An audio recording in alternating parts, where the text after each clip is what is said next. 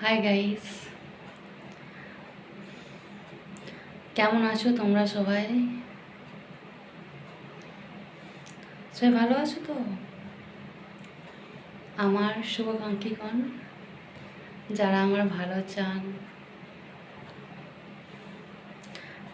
সবাই ভালো থাকবেন আর ভালো আছেন। আই থিঙ্ক, মনে হয় সবাই ভালোই আছেন। তারপর পুজো আসতে তো সামনে, কাছেই চলে এসেছে বলতে গেলেই। আর বেশ কিছুদিনের অপেক্ষা, তারপর মা দুর্গা আসছেন মর্তে, তাই তো।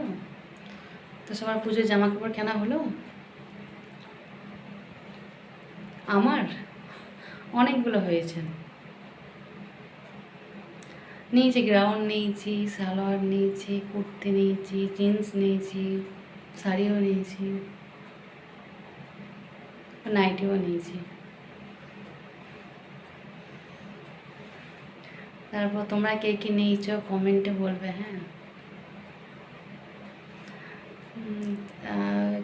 কিছুদিন না, গতকালই আমি একটা ভিডিও দিয়েছিলাম গানের মাধ্যমে, হ্যাঁ।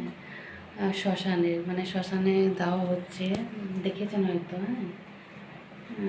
তো আমি বলেওছিলাম একদিন ভিডিওর মাধ্যমে যে দরকার পড়লে কিন্তু আমি মেয়েদের বা ছেলেদের মোড়াও কিন্তু পড়াবো, হ্যাঁ। এতটা আমার সাহস, সত্যি সাহস আছে। আমি একাই চলে যাই সব জায়গায়, আমার ভয় লাগে না। ভয় লাগে না বললে ভুল, আগে ভয় লাগতো। কী বলুন তো, আমার মনে হয় এমনি ভূত পেত বা খারাপ শক্তি অবশ্যই আছে। ভালো শক্তি যেমন আছে, খারাপ শক্তি সত্যিই আছে। কিন্তু মানুষ মানুষ হচ্ছে সব থেকে বদমাইশ। ভূত পেতরাও আমার মনে হয় অত বদমাইশ হয় না যতটা মানুষ বদমাইশ হয়। তাও কেউ বলবে না আবার যে তুমি কি ভূত দেখেছো? আমি ভূতও দেখিনি, ভগবানও দেখিনি, কিন্তু আমার মনে হয় এই কলিযুগে মানুষ হচ্ছে সবকার বদমাইশ আর নিকৃষ্ট। তো সবাই না, কিছু মানুষ। হ্যাঁ, যেটা বলতে বলতে বলতে অন্যদিকে চলে গেলাম। হ্যাঁ, শ্মশানে মরা পড়ানোর কথা বলছে, দাহ করা। তো আমি কলকাতাতেই বলছি, কলকাতা একটা শ্মশানে আমি দেখলাম আর কি, দেখেছি আর কি। এই কাঠ দিয়ে, মানে আমাদের ওখানে গ্রামগঞ্জে কী হয়, কয়লা দিয়ে হয়, তো কয়লা দিয়ে তো জ্বালায়, মানে কাঠও দেওয়া হয়, তারপর কয়লা দেওয়া হয়। কিন্তু কলকাতা দেখলাম, বা আমি অনেক জায়গায় ভিডিও দেখি, তো দেখেছি শুধু কাঠ দিয়ে দাহ করা হয়, সেখানে কোনো কয়লা দেওয়া হয় না। জানি না আমার ভিডিও বড়জোড়া বা কোনো গ্রামে কেউ দেখেন কিনা বা দেখছো কিনা। তো যদি কেউ দেখে থাকবো তাহলে প্লিজ কয়লার ব্যবহারটা তোমরা করবে না। হয়তো বলতে পারছি কাঠের অনেক দাম, সত্যি কাঠে কিন্তু দাহ করলে কিন্তু এটা কিন্তু পরিবেশেও কিন্তু, যে দাহ করার পর যে ধোঁয়াটা বেরো হয়, হ্যাঁ, সেটা পরিবেশের জন্যই তো খারাপ, ভালো থাকে তো। এবারে কয়লার যে দাহ করা হয় কয়লা দিয়ে, তো সে একটা যে গন্ধ বেরোয় না, সেটা কিন্তু খুব বাজে গন্ধ। কারণ আমাদের গ্রামগঞ্জে তো পুকুরের সামনে আমাদের শ্মশান থাকতো, আর ছিল, এখনও আছে। আমরা স্নান করতে যেতাম, সে গন্ধটা একটা বিট খেলে গন্ধ আর কি। কিন্তু কলকাতাতেও আমি মানে গন্ধ তো পাওয়া যায়, পেয়েছি অবশ্য, কিন্তু অতটা বাজে কিন্তু ইয়ে নয়, হ্যাঁ। মানে তার জন্যই বলছি, হ্যাঁ, যে গ্রামগঞ্জে মানুষদেরকে একটাই বলার উদ্দেশ্য আমার ভিডিওর মাধ্যমে, সচেতনতা বোধ বাড়ানোর জন্য, যে প্লিজ কাঠে তোমরা দাহ করবে, হ্যাঁ। মানে কয়লা ব্যবহারটা করবে না। কয়লা দেখছো না, প্রধানমন্ত্রী আমাদের সবাই ঘরে ঘরে গ্যাস দিয়েছে, হ্যাঁ, ফ্রিতে গ্যাস দিয়েছে কি জন্য? কারণ কয়লা যার যে গুল হয়, সে ধোঁয়াটা যে হয়, সেটা কিন্তু পরিবেশের জন্য ক্ষতিকর। এতে কাঠের জ্বালে রান্না কিন্তু ভালো, শরীরের জন্যও ভালো, আর যে ধোঁয়াটা নির্গত হয় সেটা পরিবেশের জন্যও কিন্তু ভালো। এটা একটা এক্সাম্পল দিলাম, হ্যাঁ। আরেকটা কথা বলি, যে পরিষ্কার পরিচ্ছন্নতা, হ্যাঁ। আমি কিন্তু খুব নিট অ্যান্ড ক্লিন থাকি, সত্যিই থাকি। আমি বাড়িতে বলেও কি, আমার যেখানে ফ্ল্যাটে থাকি সেখানেও, এবার আমি অফিসে যেখানে জব করি সেখানেও আমি কিন্তু খুব এমনি নিট অ্যান্ড ক্লিন থাকতে পছন্দ করি, ঠিক আছে। নোংরা থাকলে সেটা পরিষ্কারও করে দিই। বাট পরিষ্কার করতে করতে যদি দেখি যে সেটা নোংরা হচ্ছে, তখন মনে হয় যে আমি কেন একা পরিষ্কার করবো। পরিষ্কার করার পর যখন দেখি যে সেই জায়গায় আবার নোংরা হচ্ছে, মানে ভগবান হাত দিয়েছে মানুষদের, কিন্তু পরিষ্কার করার ক্ষমতা দেয়নি বা মানসিকতা বোধ দেয়নি, বা এটাও হতে পারে তারা হয়তো বাড়িতে ঘুমিয়ে থাকে, তাই তাদের একটাই অভ্যাস যে আমি বাড়িতে নোংরাভাবে থাকি, আমি অফিসেও নোংরামো করবো, নোংরা হয়ে থাকবো বা বদমাইশি করবো। তাদের উদ্দেশ্যে একটা কথাই বলবো, যে পারলে না, মানে একটা খারাপ কথা আমার মুখ দিয়ে বেরোচ্ছিল কিন্তু বললাম না। মানে কি বলবেন, এই সরকারি বল না, এই জন্য চাকরি না থাকাই ভালো। একদম কর্ম করো, 8 ঘন্টা পুরো ডিউটি করো, ঘাম ঝরো, তোর পয়সা নাও। সবার জন্য, সব অন্য কারোর জন্য, এটা আমার জন্যও তাই। আমি ফাঁকি মারবো, এখন বেতন নিয়ে আসবো, গল্প করবো, আড্ডা মারবো, ইয়ার্কি করবো, বদমাইশি করবো, এখন স্যালারি নিয়ে আসবো আমি। আমি আগেও বলেছি সরকারি চাকরি আমার সত্যিই পছন্দ না। আমি আবার ভেবেছি ছেড়ে দেওয়ার জন্য, কিন্তু একটা সরকারি আছে তো, বললেই ছাড়া যায় না। অনেক নিয়ম থাকে, অনেক প্রসেস থাকে, তো কেরিয়ারের ব্যাপার আছে। নাহলে আমার প্রাইভেট চাকরি বেস্ট, অ্যাটলিস্ট রেসপেক্ট আছে না তো প্রাইভেট চাকরিতে। মানে যখন আমরা প্রাইভেট ডিউটি করতাম না, একটা আমাদের যে পার্সোনালিটি থাকতো, আমাদের ইভেন ডক্টরসদের, ইভেন মেডিকেলাইজ প্রফেশনাল যারা আছেন, অল স্টাফ, হ্যাঁ, বিহেভিয়ার দেখে কথা কথা বলতে না ধরে ভাবতে হয়েছে উনি একটা সিস্টার, ওনার সঙ্গে এরকম কথা বলতে হবে in a patient party. And lower যারা থাকতো আর কি হসপিটালে, housekeeping staff and group C, group D, তারা ভাবতো যে ওই ওয়ার্ডের সিস্টার, ওর সঙ্গে কথা বলতে আমাকে ভেবেচিন্তে কথা বলতে হবে। আমি ডিউটি করেছি তো অনেক জায়গাতে, আমার তো আজকে এখানে হাওড়াতে প্রথম না, আমার অনেক জায়গায় ডিউটি করা আছে, অনেক স্টাফের বিহেভিয়ার দেখাও আছে। তবে এখানকার মতো সব হাওড়া পুরোটা বলবো না, কিছু একটা জায়গা এত ফালতু বিহেভিয়ার না, ভেরি পুয়ার, ভেরি পুয়ার।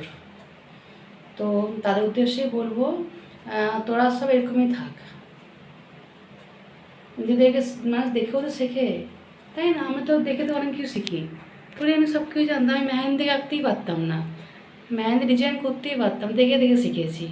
তারা অন্য ইউপিএসে যায়, কিন্তু তারা অন্য ইউপিএসে গিয়ে গল্প করে, তারা দেখে যে ওই ইউপিএসে কত সময় পরিষ্কার পরিচ্ছন্ন, নিট অ্যান্ড ক্লিন, কিন্তু তারা আবার আবার সেখানে এসে পড়ে, নিজের জায়গায় এসে পড়ে, সেটা ফলো করে না।